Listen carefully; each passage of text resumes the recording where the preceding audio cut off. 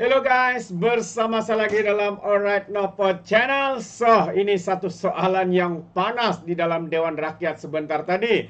Kes persundalan, soalan yang amat panas. Jadi, apa kata YB Menteri yang bertanggung jawab sebagai Menteri Wilayah Kuala Lumpur? Mari dengar ya, tindakan yang dilakukan untuk membentras dan juga menangani ya perkara panas ini. Jadi sahabat semua, tanpa membuang masa, ayo kita tonton bersama jawapan daripada Menteri. Dan sebelum itu soalan ya daripada MP Kerajaan dan seorang wakil daripada Ahli Parlimen Pembangkang PAS. Jadi tanpa membuang masa, mari kita tonton bersama video ini. Menteri pada hari ini.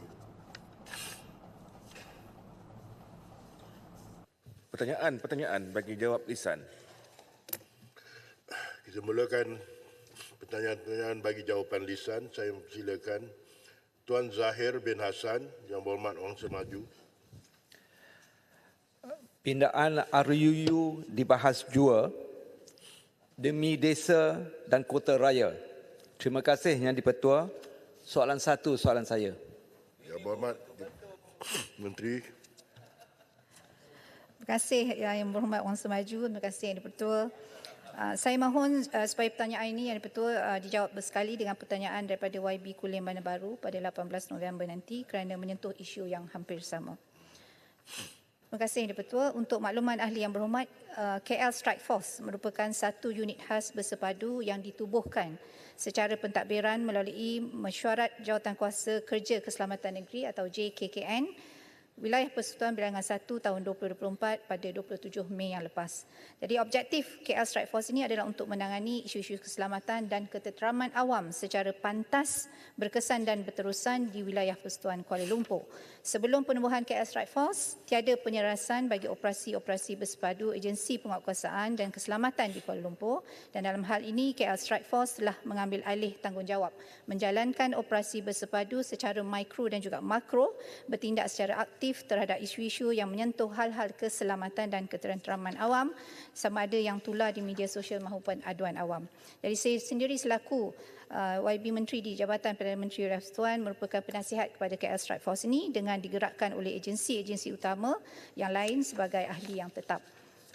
Adalah tidak tepat Yang Berhormat untuk mengatakan tiada pengurangan ke atas kes-kes persundalan di Kuala Lumpur ini, ya, kerana data pada tahun 2023 sendiri menunjukkan hanya 159 serbuan dan 540 tangkapan sahaja berbanding suku ketiga tahun ini. Jadi ingin saya kongsikan statistik semenjak penubuhan KL Strike Force ini, pihak Polis Diraja Malaysia PDRM bersama agensi penguatkuasaan telah menyerbu sebanyak 209 buah premis yang menawarkan perkhidmatan persundalan.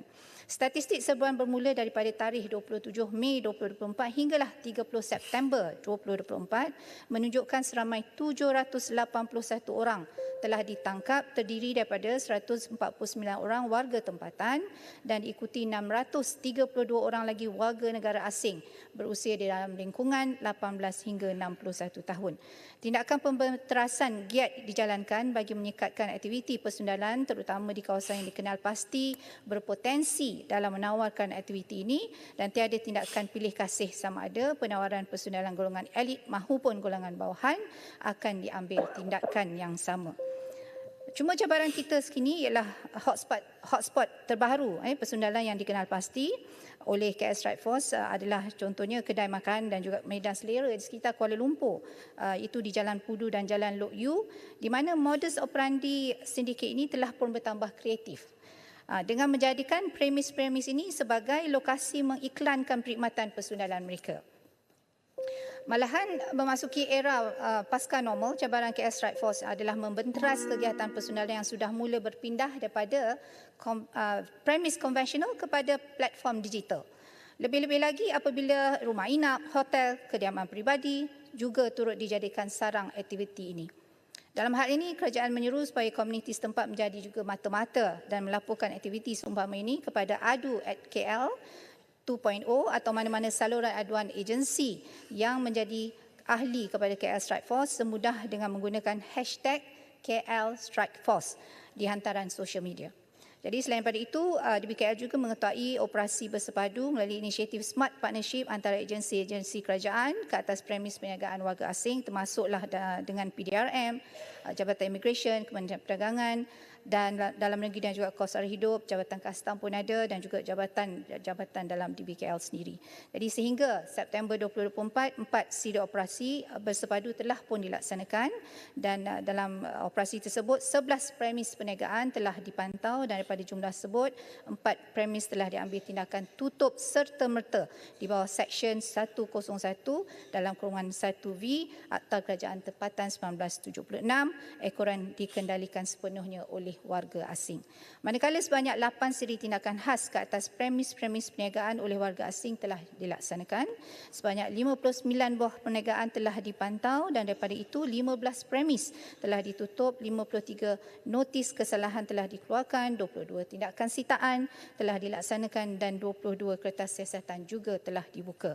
Seterusnya, bagi tindakan khas penjaja warga asing pula, 21 siri tindakan khas telah dilaksanakan sehingga September 2024, sebanyak 2,261 kes sitaan terhadap penjaja warga asing telah dilaksanakan di sekitar Kuala Lumpur. Jadi yang di-Pertua secara ringkas yang saya nak bagi tahu, InsyaAllah saya pun sebenarnya menerima jolukan orang kata 3 wanita besi yang di-Pertua, iaitu saya, Datuk Bandar dan juga Datuk KP yang menjaga KL ini. InsyaAllah kita akan lihat Kuala Lumpur ini bersih dari segala perkara-perkara yang menjadi concern kepada kita warga, dan insyaAllah saya juga nak ingatkan jangan macam-macam di Kuala Lumpur ni. Terima kasih, Tuan.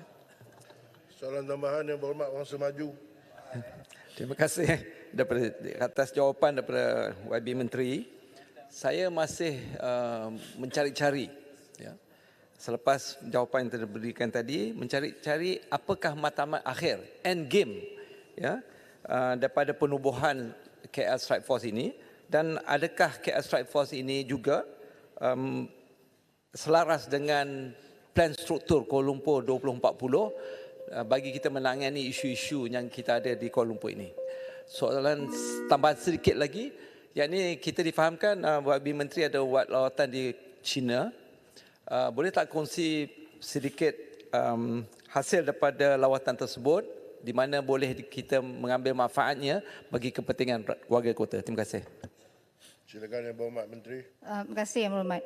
Yang betul, untuk maklumat ahli berhormat, matlamat akhir kita lah untuk KL Strike Force ni adalah untuk mencapai pengurangan jenayah secara menyeluruh dan mewujudkan kawasan-kawasan yang selamat dan harmoni selaras dengan visi yang saya selalu sebutkan, Chase City di Kuala Lumpur itu, iaitu clean, healthy, advanced, safe dan juga eco-friendly city. Yang telah saya perkenalkan, dan matlamat ini turut sebenarnya Yang Berhormat menyokong PTKL 2040 yang beraspirasi menjadikan Kuala Lumpur sebagai sebuah bandaraya yang selamat, sejahtera, mampan dan juga berdaya huni untuk semua, tak kiralah kepada penduduk maupun kepada pelancong dan juga pelabur. Jadi aspirasi kerajaan adalah untuk menjadikan kawasan yang sebelum ini dikenali sebagai hotspot jenayah, seperti contohnya Lorong Haji Taib, Chowkit, Pudu, Bukit Bintang dan sebagainya, sebagai zon yang bebas jenayah. Jadi walau bagaimanapun, selain pada penguatkuasaan, kita juga ada usaha untuk inisiatif yang kita namakan inisiatif placemaking, dengan mengenal pasti kawasan-kawasan tumpuan jenayah ini yang akan kita ubah menjadi ruang yang lebih selesa, aman, selamat, seperti contohnya di taman-taman, lorong-lorong yang cerah dan sebagainya. Juga di pusat komersial, ya. Jadi usaha ini turut disokong juga oleh teknologi terkini, dan teknologi terkini ini sebenarnya berpotensi untuk kita laksanakan di Kuala Lumpur. Dan inilah seperti yang Berhormat tanya tadi, bagaimana lawatan saya di China, dan lawatan saya alhamdulillah memberikan impact yang saya rasa sangat baik, ya, di mana kita belajar daripada China, Republik China, di mana mereka menggunakan dipanggil sistem smart city, ya. Saya telah pergi di smart city, contohnya di Longgang District Council, di syarikat-syarikat besar seperti Baidu dan juga Huawei contohnya, dan mereka menggunakan teknologi secara menyeluruh dan meluas. Bagaimana dalam kita menyelaraskan kerja-kerja di bandaraya besar, benarnya ia sangat-sangat dibantu oleh sistem smart city yang menggunakan teknologi tinggi termasuk AI. Terima kasih. Yang Berhormat Kulim Bandar Baru. Baik, terima kasih kepada Yang di-Pertua. Baik, oleh kerana soalan saya bersama dengan soalan Wangsa Maju, tetapi bukan soalan asas, jadi saya terpanggil untuk bertanya soalan tambahan lah. Susulan Harian Metro pada 22 Jun 2024 lalu menerusi laporan eksklusif bertajuk Hanyir Lubuk Dosa mendedahkan lubuk-lubuk pelacuran tertua di Ibu Negara. Kemudian pada tarikh yang sama juga Perdana Menteri menegaskan wujud elemen rasuah dalam kegiatan persundalan dan meminta Menteri Wilayah dan Datuk Bandar untuk menangani isu ini.